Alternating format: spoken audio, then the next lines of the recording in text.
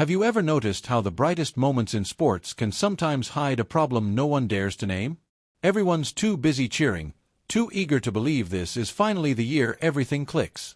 But behind the confetti and optimism, there's usually one stubborn issue threatening to spoil the party. But first, if you like to stay up to date on all things Washington Commanders, make sure to hit that like button, subscribe, and turn on notifications. And sometimes, it's not a lack of talent or heart that does the damage, it's a standoff no one thinks will last, until it does.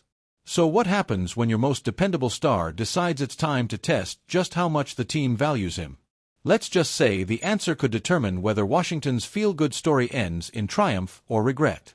Since Dan Quinn arrived, the Commanders have been writing a new narrative, one built on smart moves, renewed culture, and the kind of belief this fanbase hasn't felt in ages.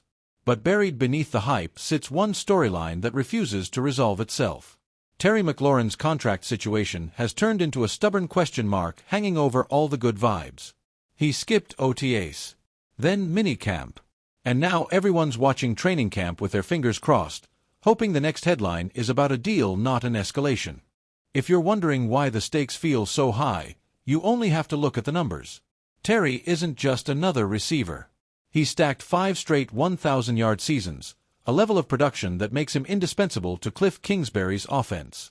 And when you consider Washington's bold trades for Deebo Samuel and Laramie Tunsil, it's clear this franchise is in full win-now mode. So it feels almost surreal that paying the team's most consistent playmaker has turned into the biggest obstacle of the offseason. The Athletic's Mike Jones seems convinced it's not a matter of if, but when Maclaurin signs his new deal. And he has a point.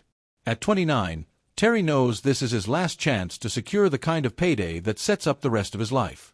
While he probably won't touch Jamar Chase's jaw-dropping $161 million contract, beating T. Higgins' 4-year, $115 million deal seems like a safe bet. So why is this taking so long? That's the question that keeps Commanders fans refreshing their feeds day after day.